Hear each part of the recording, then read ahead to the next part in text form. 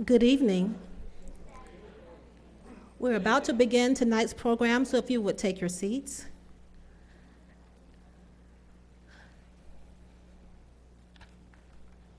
For those of you who may not know, I am Kimberly Walker, Senior Public Affairs Specialist with the City of Durham Police Department, and I am so very happy to be able to welcome you to the 30th anniversary celebration of Durham Crimestoppers, as well as National Night Out, America's Night Out Against Crime. And so on behalf of the police department, we greet you tonight. Tonight is a celebration of police-community partnerships, which is the cornerstone of what National Night Out is about.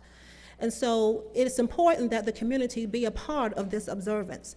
And inasmuch as Crimestoppers was also observing its 30th anniversary, what a wonderful way to partner to celebrate this observance. And so just for that, let's give ourselves a hand. Inasmuch as Durham City Council meeting is in this very room in less than an hour, we're going to be very expedient with tonight's program, so we're going to proceed as printed.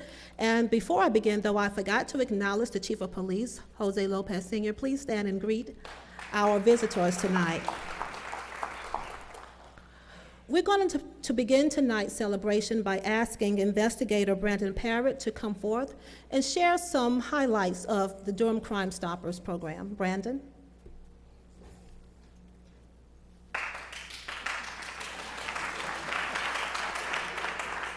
Thank you, Kim. Thank you, Chief. So happy to be here tonight to help celebrate the 30th anniversary of Durham Crimestoppers, as well as National Night Out. Durham Crimestoppers was started June 23rd, 1983. Take yourself back to 1983. Ronald Reagan was president. The Chicken McNuggets were introduced by McDonald's. Michael Jackson released Thriller and The Moonwalk. Radio Shack was selling Tandy computers for $4,000, and I was 5 years old. Durham Crimestoppers was founded by then Public Safety Chief Lassiter, Durham County Sheriff Roland Leary, and the first coordinator was Steve Chalmers. Some of you may remember him. The kickoff was advertised in the newspaper that was at the time called The Sun. The kickoff was held at the Shoney's on North Roxborough Road in Durham. All of these things are now gone except Durham Crimestoppers. They knew pretty early on that it was going to be a success. In the first 2 weeks of Crimestoppers, they recovered $16,000 in stolen property and arrested 2 escapees. Ricky Cornegay escaped from Durham County Court after being convicted on burglary charges. He was later apprehended on a Crimestoppers tip. Frankie Farrell escaped from the Guest Road prison camp and was subsequently arrested after a Crimestoppers tip. The philosophy of Crimestoppers is a partnership between the community, law enforcement, and the media. Without these 3 things, we would not be as successful as we are. We have to have the community to provide support and information. We have to have the media to help us broadcast our message to the community, and we have to have law enforcement to investigate and prosecute the criminals. Steve Chalmers quoted in the Sun article back in 1983 that citizens are the best tool of law enforcement. I agree. The Crimestoppers is really a very simple principle. It's cash rewards for information leading to felony arrests. One of the keys to our success, though, is that we maintain and protect the caller's anonymity. We pay rewards from $100 to $1,200 in most cases. Crimestoppers is run by a citizen board of directors. We're a nonprofit organization, and the board is actually the one who makes Crimestoppers policy and decides who to pay and how much the informants should be paid. All of our board members are volunteers, and I'd like to take a moment to recognize our Crimestoppers board members seated here in the front. If you'll please stand.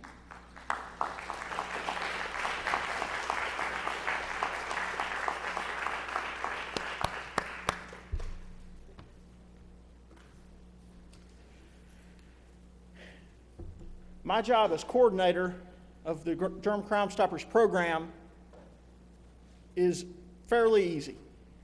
It's easy because those who have come before me have helped to build Crimestoppers into such a wonderful program.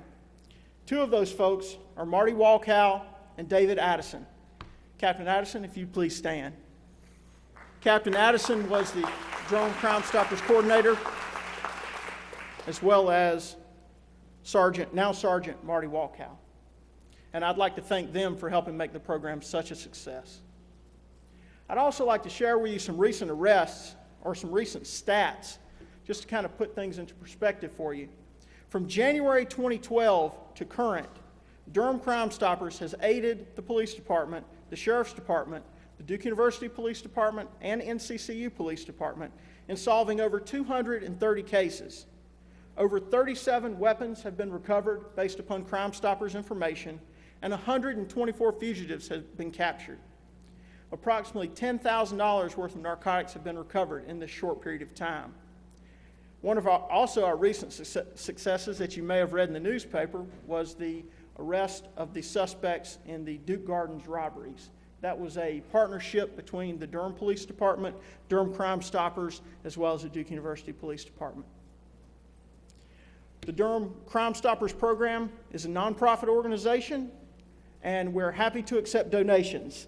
So please go online. We have a website at www.durhamcrimestoppers.org, where you can see most recent wanted people, as well as cases that we're trying to solve, and you can make a donation online. I would encourage you to please do that. Thank you very much.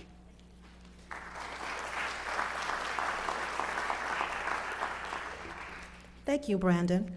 Again, this is a celebration of police-community partnerships, and the City of Durham has an award-winning legacy for its National Night Out observances. One of the ideals of National Night Out is to promote properly lit homes, streets, and businesses. And so we are pleased that Duke Energy has joined our observance during this milestone year. And in recognition of that, Ms. Indira Everett, the District Manager of Government and Community Relations for Duke Energy, is here to make a special presentation. Indira, please join us. And I would also like to ask Captain Allen, Chief Lopez, and any other representative from the Community Services Division to come forth as well.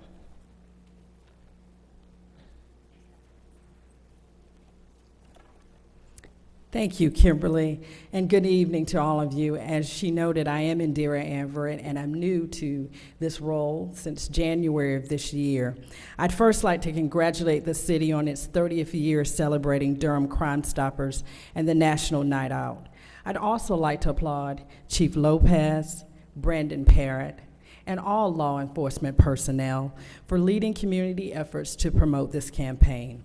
Crime certainly impacts us all in different ways, but together, the community can make significant changes if we unite. Today, Duke Energy is proud to sponsor the Exploring program that Durham law enforcement promotes. It reaches our youth beginning at age 14, and its purpose is to provide experiences to help young people mature and prepare them to become responsible adults. The program offers mentors and teaches leadership skills in the areas of career opportunities, character education, citizenship, and life skills. Duke Energy is proud to present this check tonight to support this youth program and leaders of tomorrow.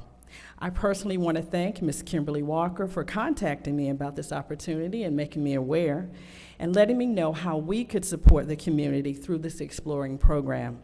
I look forward to many of these young students becoming fellow Duke Energy employees in the near future. So congratulations, and we'd like to present a check for $500.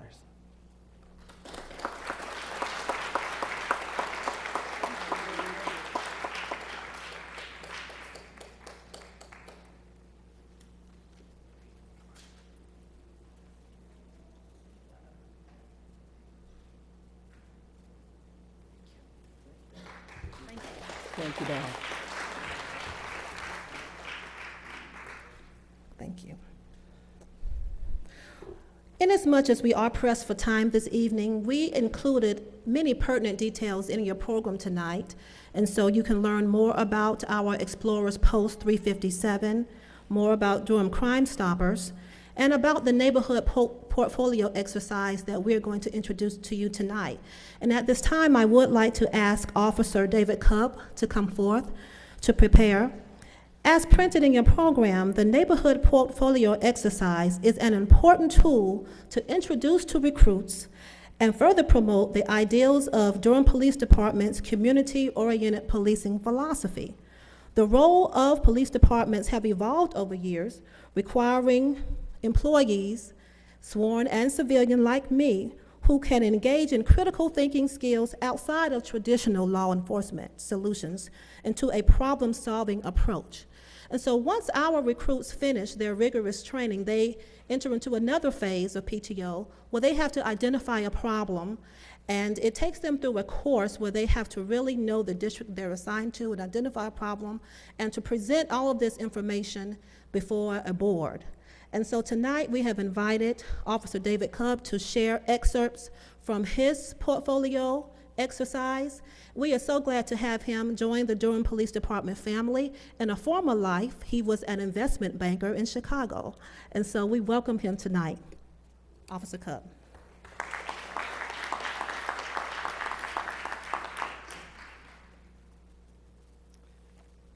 Thank you, Ms. Walker. I'm thoroughly excited to be here today, and it all started a while back through a year-long hiring process, followed by 6 months in the Durham Police Academy, followed by another 6 months of training on the street with the PTO, and then another 3 months riding by myself, supervised by a supervisor, all while trying to work on a neighborhood portfolio exercise. I pulled up to an accident, or I was dispatched to an accident the other day, and it was an accident. When I pulled up, it looked rather severe. It was a car right in front of a crosswalk, and there was a pedestrian lying on the ground in the crosswalk.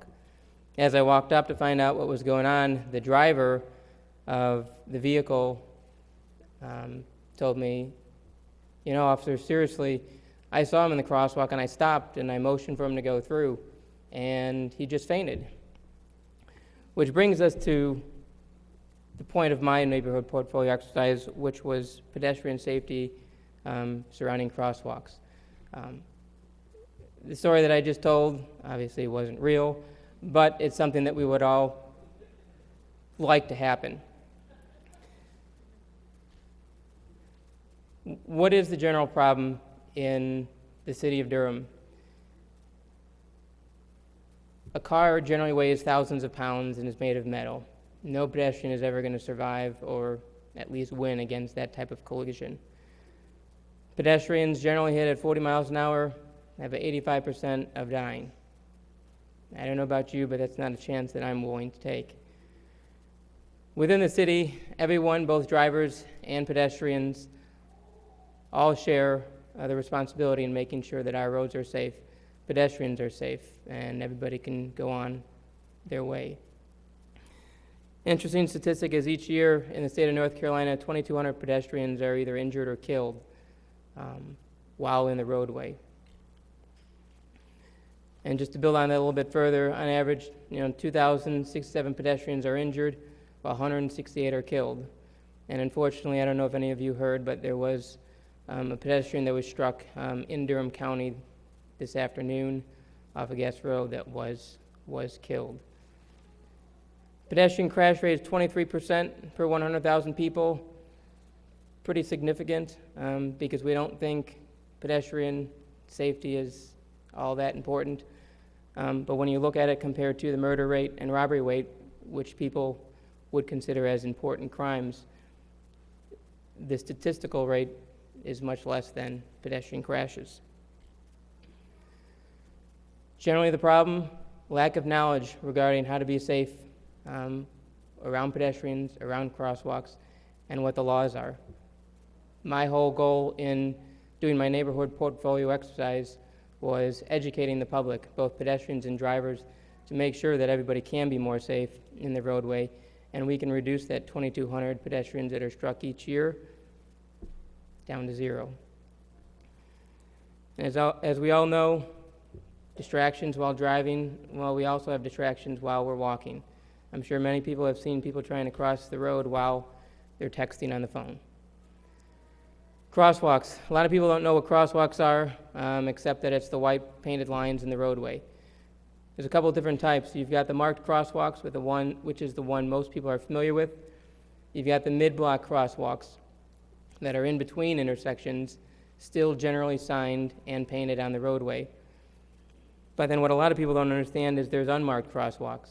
So if you're at an intersection, there's a sidewalk on one side and there's a connecting sidewalk on the other, that's still considered a crosswalk, and drivers still are supposed to yield to pedestrians that are attempting to cross. Who's affected by this issue? Durham, being the 5th largest city in the state of North Carolina, it ranks 3rd in pedestrian crashes. And over the last 5 years, Durham's actually seen a rising trend in pedestrian crashes compared to the rest of the state.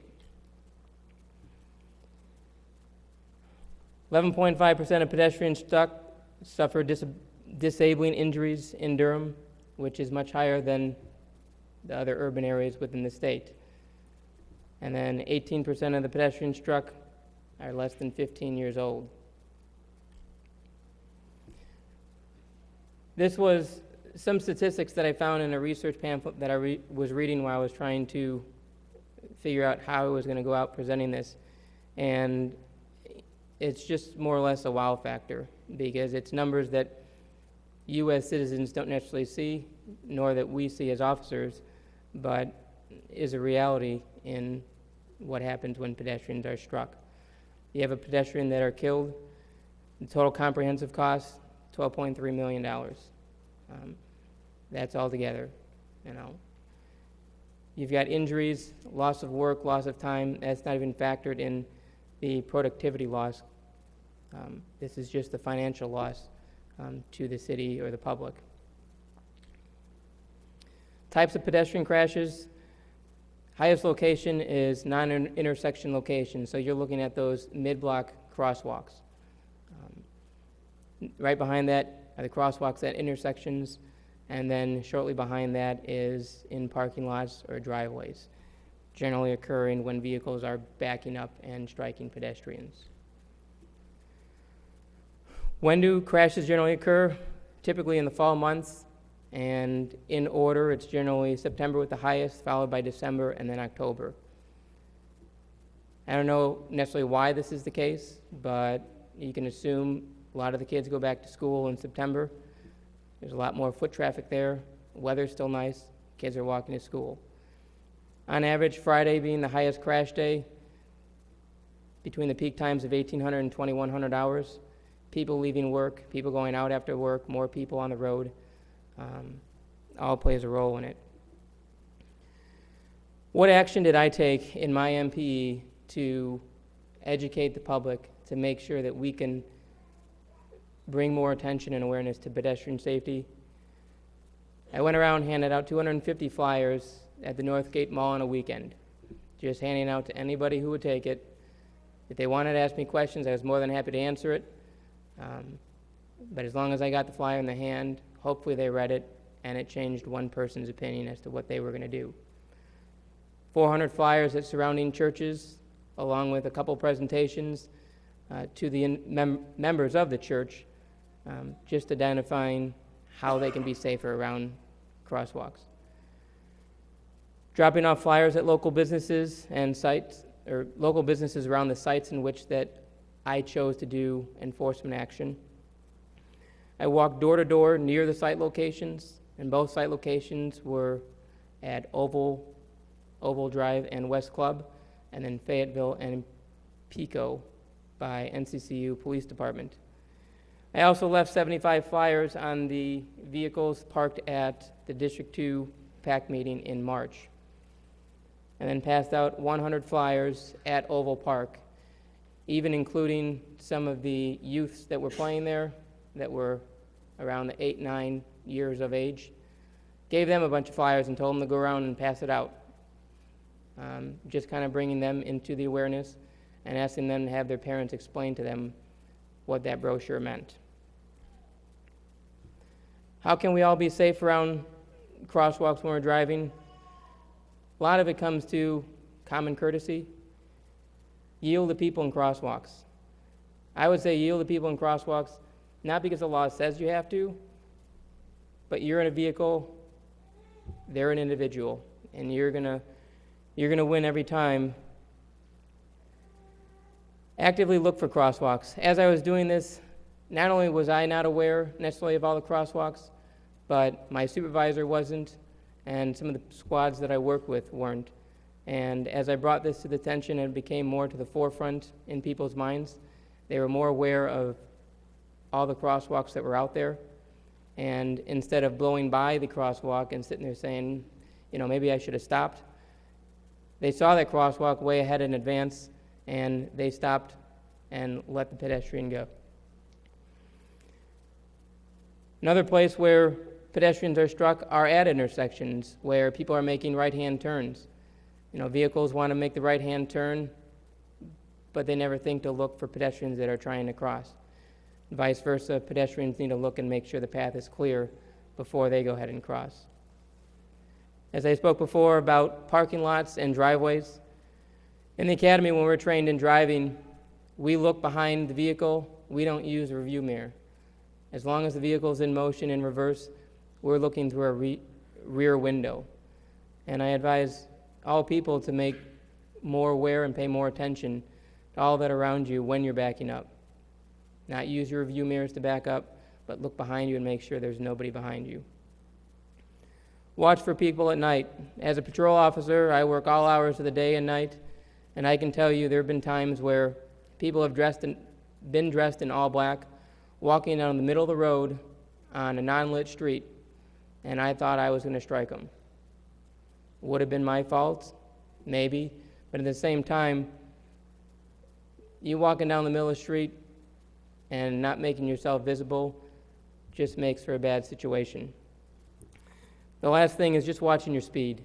The faster you go, the less reaction time you have, and the less things that you can avoid. How can pedestrians be safer? Look all directions. I'm not going to step out in front of a car and expect him to stop. I'm going to step out in front of him when I know he is stopped. A lot of pedestrians want to cross even though the signs tell them not to. And that's no different than a vehicle going through a red light, even though the red light tells them not to go through the intersection. And at night, like I talked before, walk in well-lit areas, carry a flashlight, wear a reflective vest, do something to make sure that these drivers can see you. Watch for vehicles backing up. Don't expect people are going to see you, because bottom line is you have to make sure that they see you. At bus stops, people want to cross in front of the bus, but if you think about it, no vehicle traveling in the same direction is going to be able to see you until you come across the front of that bus. You cross behind, they'll see you from the time you enter the street all the way to the time you're in the middle of the street. And if there are no sidewalks on the street and you have to walk on the street, walk facing traffic so you can see what's coming at you, as opposed to being blinded by traffic coming up from behind. My operation, it was entitled Crosswalk Enforce. It took place on March 21st, and it was between the hours of 8 o'clock and 10 o'clock. Like I said before, it was at two site locations, West Club Boulevard and Oval Drive, which actually had two crosswalks at that location, and then Fayetteville and Pico in District 4. This is just a brief map.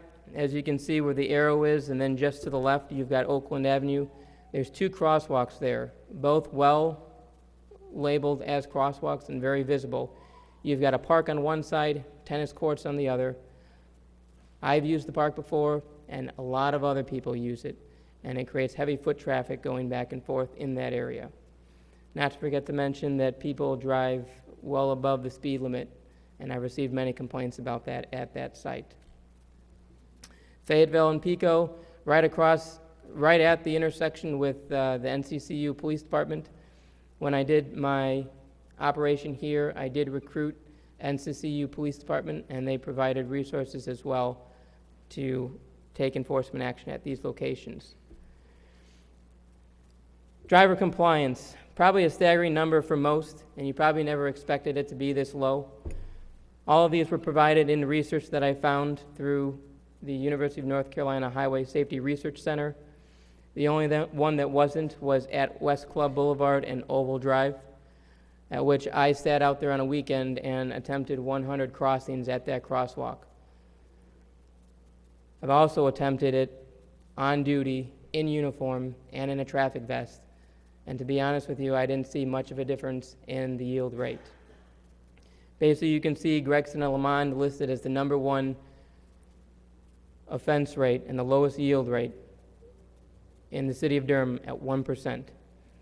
My two locations at Fayetteville and Pico was 15%, and at West Club is 25%.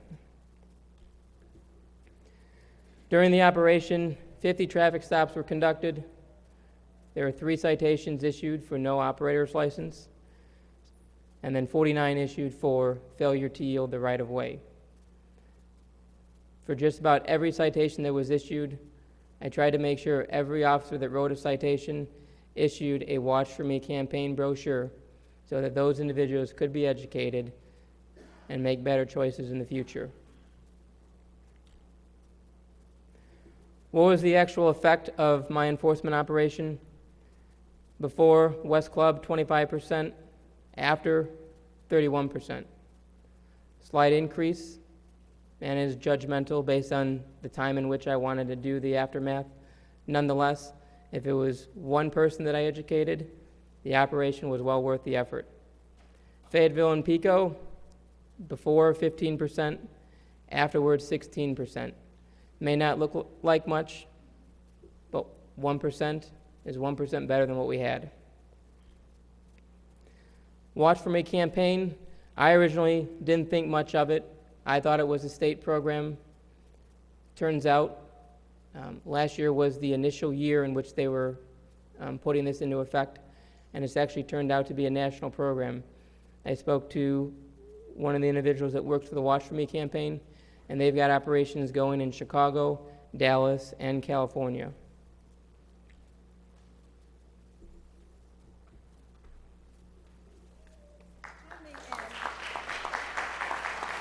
Join me in thanking Officer Cub for that presentation. Based on many of your reactions and handshaking, you found the information to be very useful. I now know that I have been out of compliance a number of times, and this has certainly raised my awareness. And we actually wanted to present this particular neighborhood portfolio exercise, not only because he's such an outstanding presenter, but also because it is timely. The Durham Police Department did join a collaboration of other law enforcement agencies. If you see on the back of your brochure, hopefully each of your programs had this inside. If not, we have more, and we also have bumper stickers. Year 2 will be launched in a couple of weeks, and I also would like to acknowledge tonight Dale McKill of the City of Durham Transportation Department. Would you stand, Dale? And also Brian Massagill of the Durham Police Department Traffic Services Unit. These 2 individuals are very key players, major players in the Watch For Me campaign. And also, we were able to put Watch For Me materials in each of the neighborhood bags that will be observing National Night Out tomorrow. So we're making a real big effort to raise awareness about pedestrian and crosswalk safety. The Durham Police Department actually requires 300 hours of police training beyond what is mandated by the state. That's impressive, and we hope that you are pleased with that as well. And this neighborhood portfolio exercise only strengthens the force that we have. And so we're just so grateful tonight that you were able to introduce our citizens to this new tool in the training. Thank you very much. Thank you.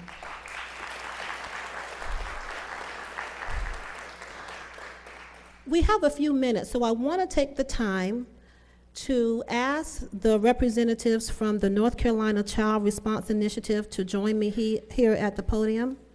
They are Katie Bauman, Karen Appleyard-Carmody, and Rose Winchell. The North Carolina Child Response Initiative was launched in the city in 2005, and unfortunately, we lost funding for it this year. But we wanted the ladies to come, our team to come and just share a few highlights. They will be making the presentation formally at City Council meeting, but inasmuch as we have a few minutes, if someone would just speak to the program and its accomplishments. Thank you. Good evening. My name is Katie Bauman, and I have had the distinct pleasure of directing the North Carolina Child Response Initiative over the last 2 years. And I'm very sad, as you can tell by my voice already wavering, that this program is going to be going away, we hope briefly, taking a pause because we were not refunded with the grant funding that supported us for the last 8 years. So just to tell you a little bit about the program, it relies 150% on the very dedicated, compassionate police officers of the Durham Police Department.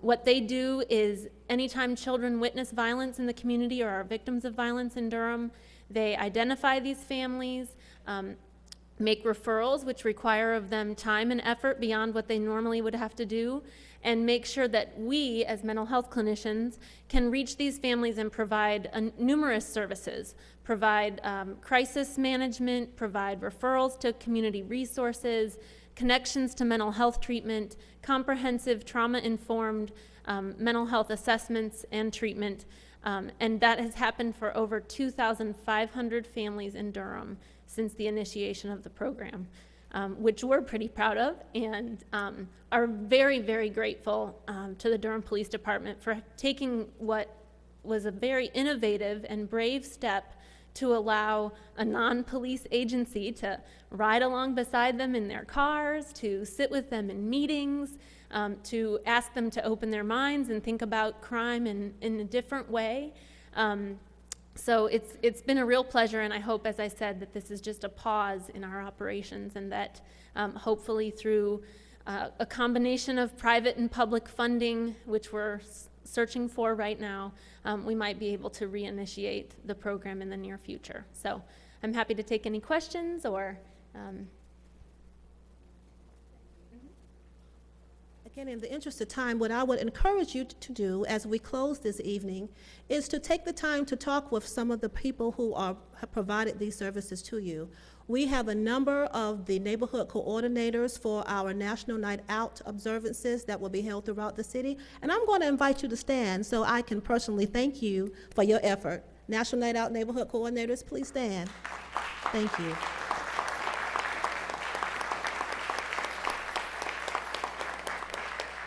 Thank you for taking the time to come.